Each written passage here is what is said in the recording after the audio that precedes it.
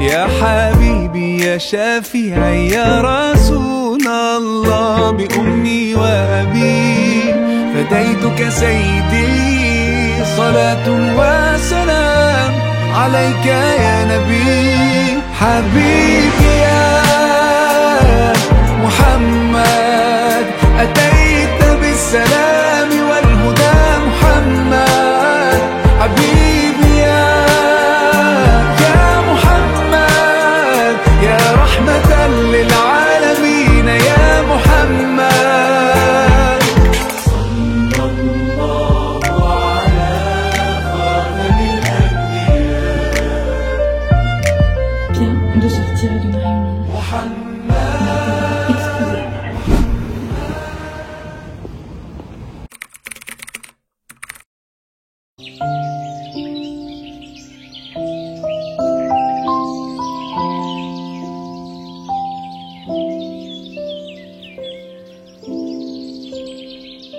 C'est quoi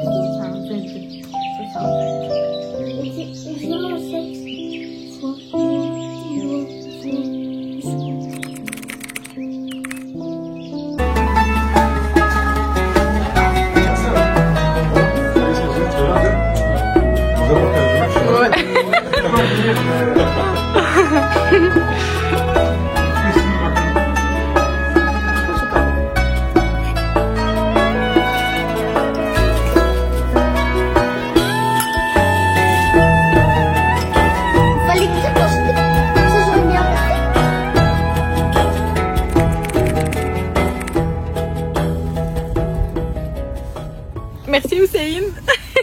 Oh non, c'est horrible cet éclairage. Ah, on enlève. Et tournez à droite. On a quitté la maison familiale. À chaque fois, c'est toujours une grande tristesse étant donné que c'est quand même une chouette ambiance, qu'on s'amuse super bien. Surtout que je suis partie vraiment après le travail et vraiment quel plaisir que de ne pas préparer à manger et de trouver une table si bien garnie. J'avais vraiment oublié. Vraiment, j'avais oublié cet aspect-là. Et alhamdoulilah, je suis trop reconnaissante d'avoir ma petite maman chérie, d'avoir ma famille, etc., etc. Et comme vous le voyez, il est très tard, il est 22h. Et on va pas tarder à rentrer chez nous. Et ensuite, demain, je retravaille. Donc ça va être une journée en mode rebelote. Donc voilà quoi. Tu veux te marier, tu veux un enfant, tu veux quelque chose, pratique cette doua qui s'appelle la doua en sandwich. L'idée c'est de placer ta doua entre différentes couches. La première couche, ça va être de louer, d'invoquer les noms de Dieu. Donc par 3 noms de Dieu précis. Il y a Mourni, celui qui enrichit. Il y a Razaq, celui qui donne. Il y a Fatah, celui qui ouvre les portes par exemple. Deuxième couche, ça va être la salade sur le prophète. Ensuite vous avez votre doua, puis la salade sur le prophète et enfin les 3 noms de Dieu que je viens de citer. Et normalement avec cette méthode, Inch'Allah, ça va juste accélérer la réalisation de vos doigts.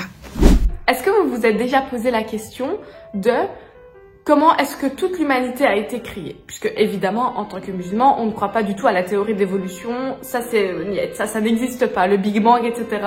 Peut-être que le Big Bang a existé, mais en tout cas, c'est pas ça qui a créé l'humanité. Je pense que vous en êtes conscients. Mais surtout, comment ça se fait qu'il y a des blancs? Comment ça se fait qu'il y a des noirs? Comment ça se fait qu'il y a des asiatiques, etc., etc. Eh bien ça, j'ai la réponse. Je pense que vous le savez, mais à la base, dès qu'il y a eu Adam et Ève, donc comme vous le savez, Adam est descendu dans une région d'Inde et Ève près de la Mecque, Médine, etc. Adam et Ève se sont réunis, ils ont créé toute une Oumma, donc toute une communauté qui était croyante, jusqu'à l'époque de Noé, où Noé, quand on se moquait de lui parce qu'en plein désert, il construisait un bateau, parce que Dieu le lui avait demandé, la terre a été complètement recouverte d'eau de l'est à l'ouest, bref, toute la terre entière n'est devenue qu'eau, et dans sa barque, dans son bateau, il y avait qui? Il y avait seulement 80 personnes et 3 de ses fils, parce que comme vous le savez, le 4e était mécréant, il a préféré suivre sa mère, donc la femme de Noé, qui était également mécréante.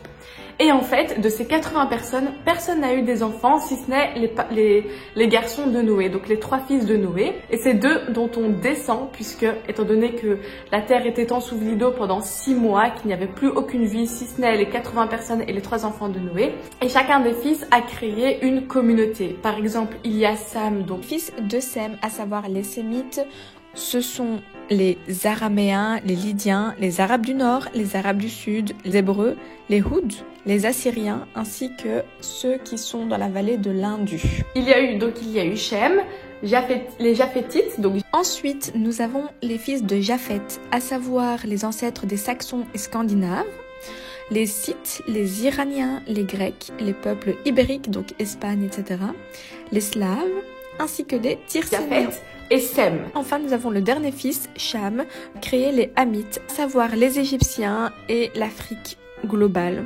Ça va même jusqu'à Israël, le Liban actuel, l'Égypte évidemment, l'Éthiopie, etc. Vraiment super intéressant de le savoir, mais je pense qu'à l'heure actuelle, en 2024, on est tous un mélange des trois, puisque comme vous le savez, dans tous les cas, en tant que Marocain, on est des beautés complètement différentes. Je suis claire et j'ai les yeux verts, pareil pour mon mari, il est clair avec des yeux verts. Moi, ma sœur, elle est claire avec des cheveux super foncés, avec des traits foncés, etc. Voilà. On a également some black people chez nous, etc. Comme il y a des Marocaines qui ressemblent à des Asiatiques. Donc, à l'heure actuelle, on est un mélange, mais à la base, on est des descendants d'un des fils de Noé. Je me suis rendu compte que j'étais tellement fatiguée que j'ai même pas parlé. Dans une poêle, j'ai coupé environ 4 blancs de poulet que j'ai assaisonné avec du sel, du poivre, du gingembre, du paprika, un petit peu de cumin, de l'épice pour kefta, ainsi que du curry. J'ai également rajouté du persil. Maintenant que le poulet est quand même bien cuit et qu'il s'est imprégné de toutes les épices, j'ai rajouté 2 poivrons un petit peu piquants ainsi que de la crème. Alors moi il me restait que de la crème 35% malheureusement, mais si vous avez essayé de prendre celle qui est à 7%, ce serait beaucoup plus sain. Comme je vous l'ai dit au tout début, j'étais très fatiguée, travaillée et jeûner c'est quand même exténuant, surtout quand vous allez sur site. Donc j'ai décidé de faire des pâtes, mais pas n'importe quelle pâte, ce sont des spaghettis qui sont juste énormes. Elles sont trop rigolotes, regardez comment elles donnent. J'avais justement peur qu'il n'y en ait pas assez avec Ousp. Au final, j'ai mis la moitié du paquet et ça m'en a fait pour 4 kilos. J'ai l'impression qu'elles étaient tellement grosses après cuisson. Et en fait, si vous voulez, elles ont un petit peu l'aspect des udons, sauf qu'elles sont un peu moins malléables. Bref, maintenant que ma sauce est prête, puisque regardez comment elle est juste onctueuse, je vais commencer le dressage. C'est parti. Cette journée-là, j'avais décidé seulement de faire des pâtes au poulet, puisque Hussein c'est ce qu'il voulait, mais parce que j'avais zéro énergie, j'avais envie de vomir, je me sentais vraiment pas bien. Et Dieu merci, Dieu m'a donné un mari qui est juste super attentionné, super conciliant, super empathique également. Donc il m'a aidé un petit peu à nettoyer par exemple, vous voyez, et il n'y a rien de mieux je pense que de rentrer dans une maison qui est totalement clean alors que vous avez passé 2 jours consécutifs dehors. Et alhamdoulilah, Dieu aide énormément parce que même si j'étais exténuée, c'était un plat qui était juste délicieux. Il paye pas de mine, mais il était vraiment incroyable. C'est juste dommage que je n'ai pas de fromage au-dessus à mettre, mais ça a l'air incroyable. Alors voici notre table. Clairement, c'est une table qui ne ressemble pas du tout aux autres, mais j'ai travaillé toute la journée. Je me sens pas bien, je suis super fatiguée, mais ça va le faire. Du thé, des pâtes, du poulet, dedans il y a des légumes. Voilà, c'est parfait. Attendez, ne partez pas, j'ai encore quelque chose à vous expliquer. C'est l'ensemble de mes conseils pour qu'une doua soit exaucée. Prière de tahajjud. Ensuite, le tawakkul. Croire en Dieu et en sa capacité de te donner un avenir meilleur, je dirais. Faire confiance à Dieu. Troisièmement, changer. C'est ça qui fait défaut chez de nombreuses personnes, et peut-être c'est chez toi, c'est que tu ne changes pas pour un bien ou pour un meilleur. Par exemple, si tu veux vraiment quelque chose, donne à Dieu en échange une autre chose, en améliorant ton comportement, en arrêtant la médisance, en ne critiquant pas les autres, en arrêtant de parler sur le dos des autres. Vous savez, moi, quand j'ai mis mon voile, je me suis dit immédiatement, stop la médisance, je vais arrêter de parler sur telle ou telle personne, je m'en fous, chacun fait ce qu'il veut, grand bien lui fasse. Il n'y a rien qui change dans mon compte en banque. Que quand on est entre filles, quand on est entre copines, quand on est avec la famille, etc. Dieu seul sait à quel point on peut être médisant. On se sait évidemment, c'est obvious. Mais quand tu arrêtes quelque chose pour Dieu parce que tu sais que c'est un mal, Dieu va d'office te récompenser. C'est pas possible autrement. Donc pour résumer, si tu es dans un grand besoin, première chose à faire, c'est la prière de tahajjud. Ensuite, pratiquer le tawakkul. Troisièmement, changer en bien pour Dieu. Et quatrièmement, pratiquer l'istighfar. Toujours demander pardon à Dieu.